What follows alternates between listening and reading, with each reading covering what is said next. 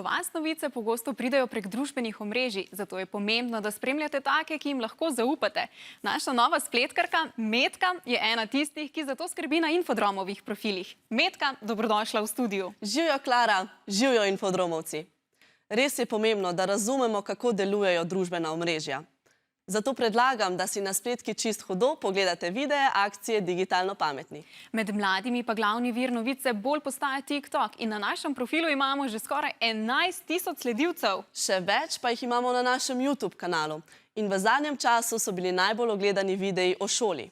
Tudi objava o pisanju testa malo drugače na našem Instagramu je prijela daleč največ srčkov. Metka, ko razlagaš, kaj vse si je mogoče ogledati in videti, imam občutek, da nekaj zamujam. Ti je to kaj znano? Klara, ta občutek sem že res velikokrat občutila tudi sama. In ravno zato sem odšla v osnovno šolo Škofljica in skupaj bomo povedali, kaj je občutek s kratico imenovan FOMO. No, da vidim kaj novega na Instagramu. Nova pesem Say Hi na infodromu. Oh, wow. Hudo. Kaj pa je to? Urša in Nika sta šli brez mene na bubble tea? Zakaj me pa niste povabili zraven?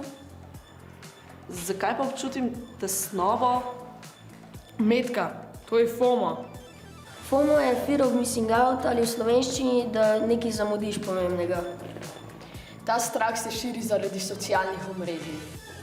Strah pred tem, da bi kaj zamudili, je občutek stiske, ko nečesa ne vemo, ko nas je strah, da bomo zamudili zanimive priložnosti ali dogodke.